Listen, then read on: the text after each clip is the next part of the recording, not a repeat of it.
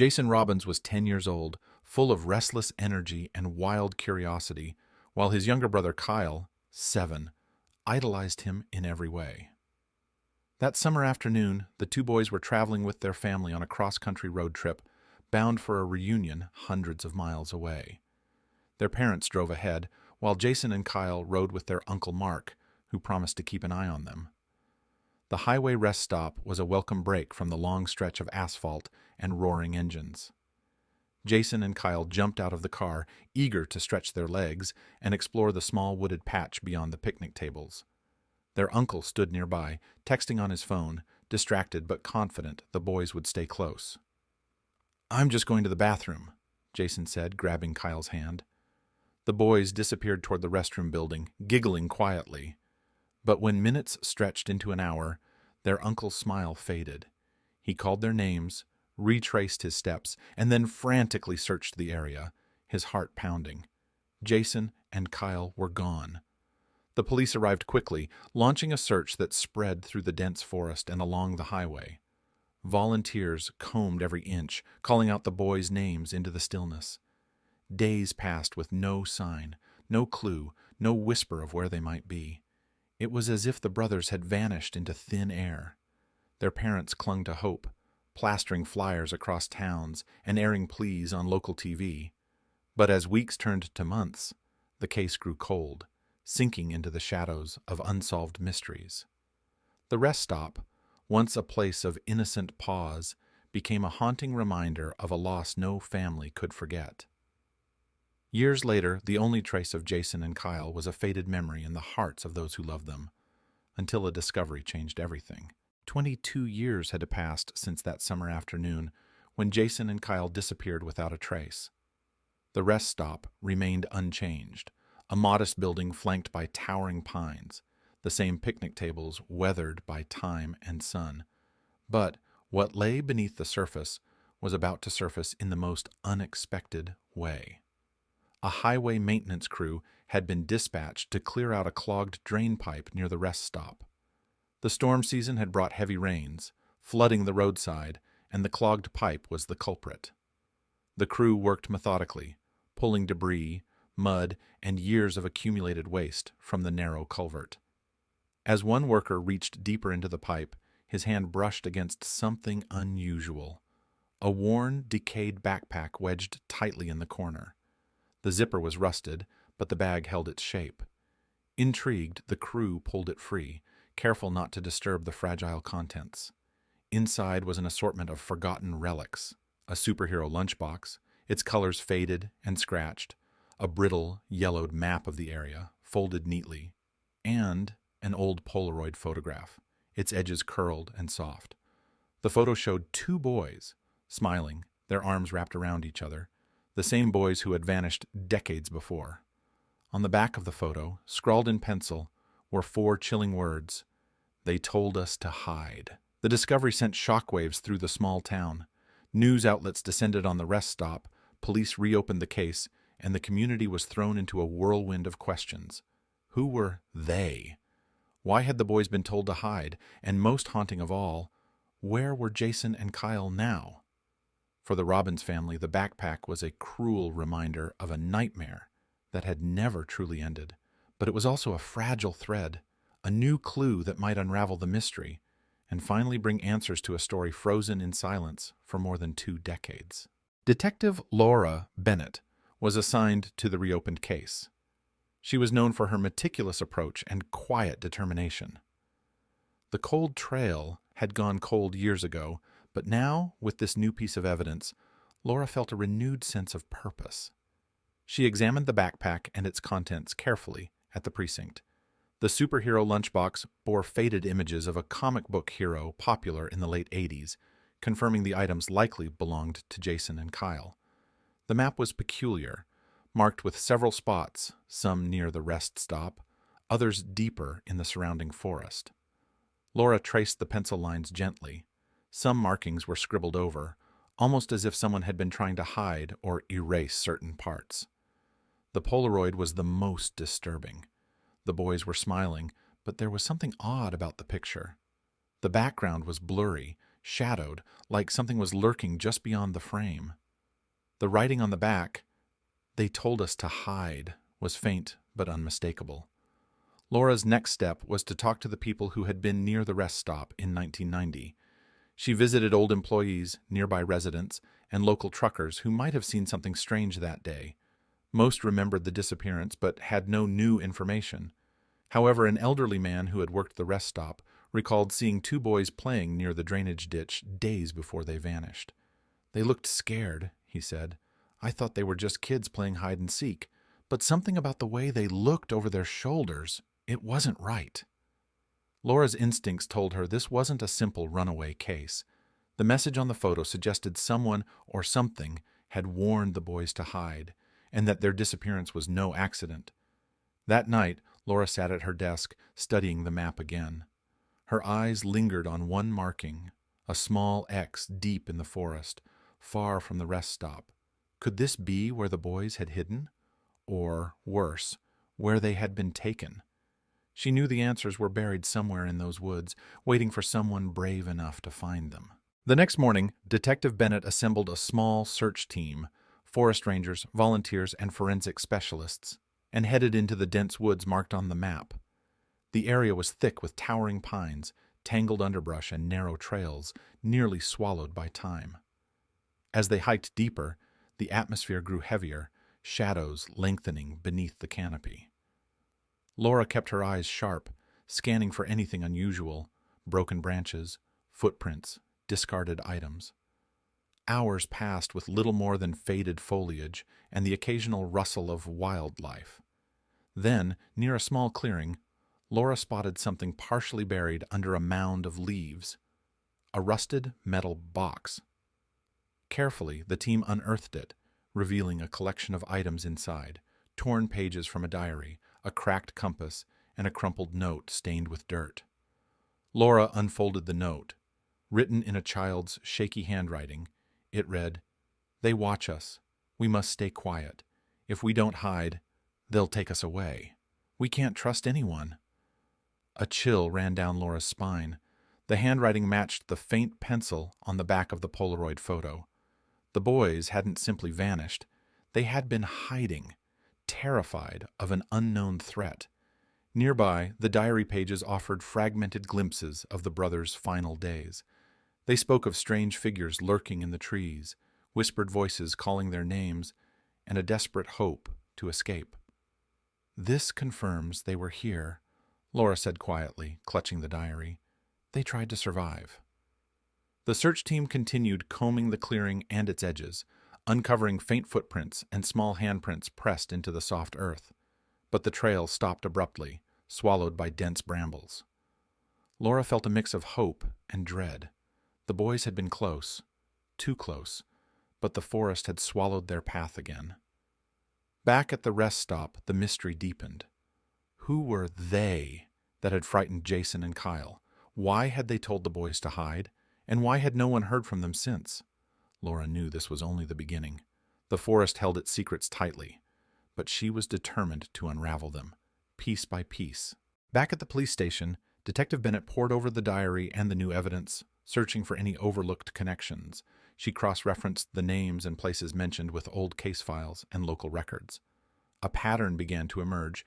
There were whispered rumors from the time about a group of men who operated near the highway, shadowy figures who preyed on travelers and children alike.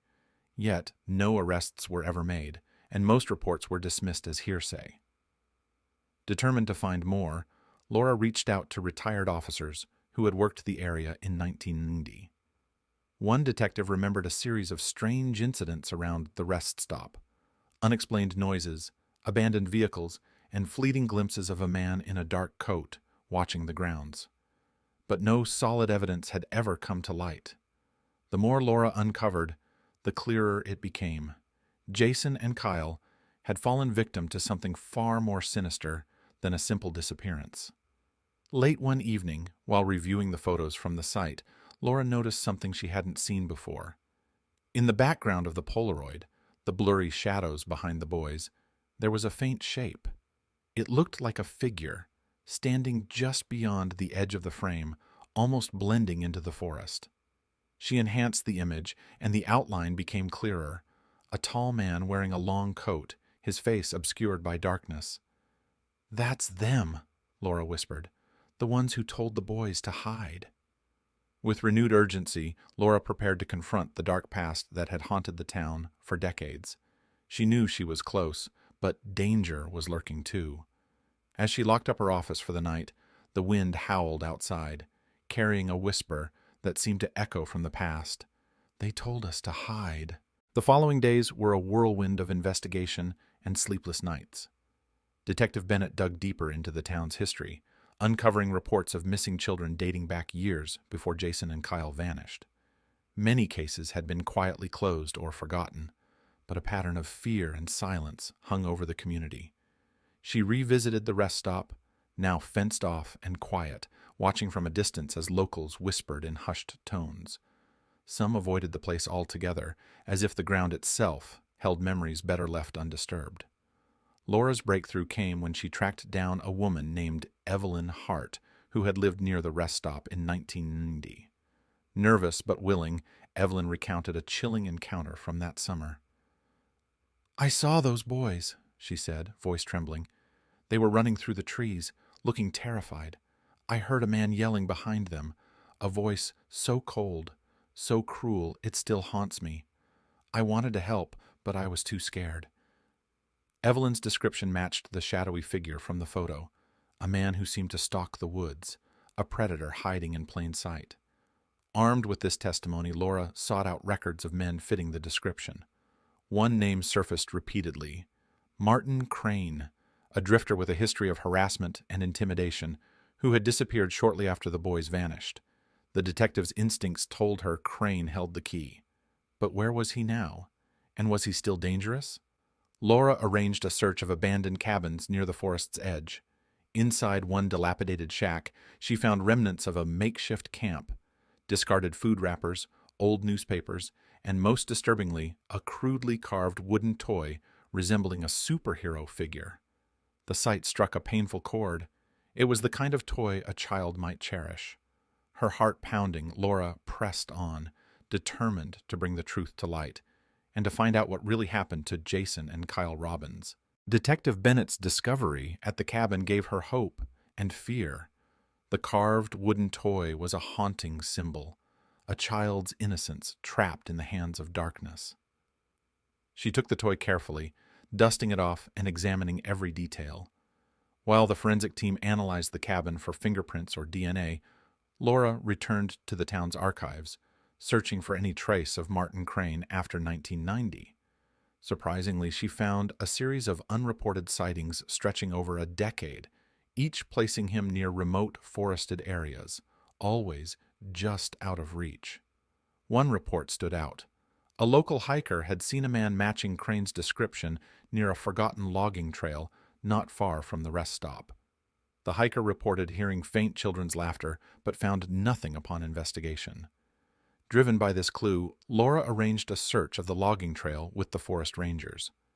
As they ventured deeper, the trees thickened, and the air grew colder. A sense of unease settled over the team.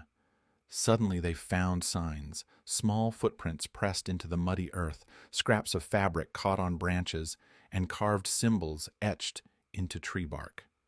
These marks matched patterns from the boy's diary, found months earlier.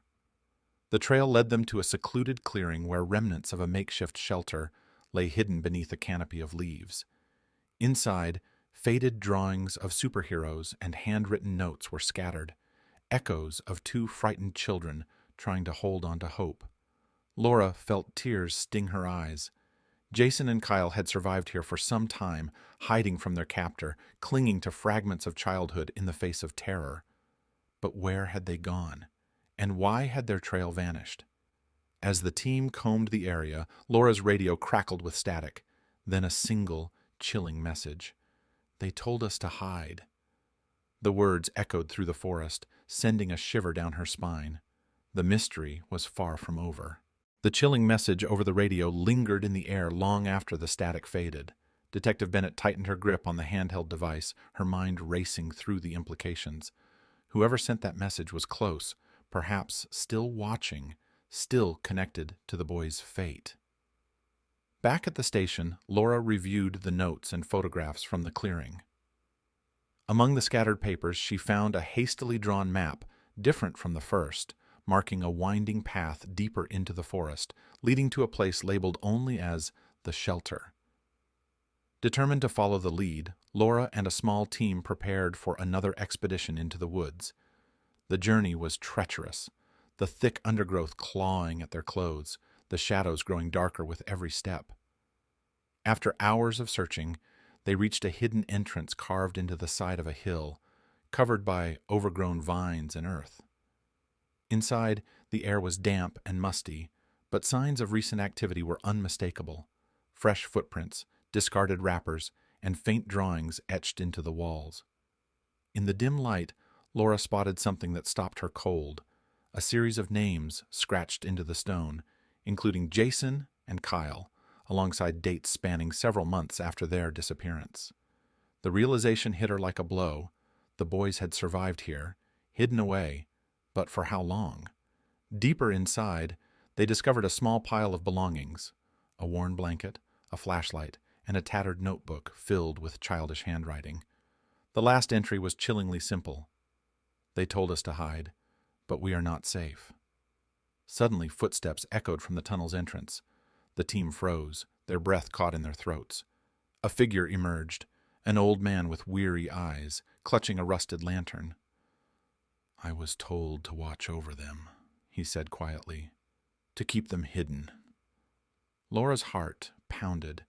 This man held answers, but would he reveal the truth or bury the secrets forever? The old man's eyes flickered with a mix of guilt and fear as Detective Bennett stepped closer, her voice steady but filled with urgency. "Who are you? What happened to Jason and Kyle?" He hesitated, then spoke in a low, trembling voice. "My name is Samuel. I was involved. Not directly, but I knew.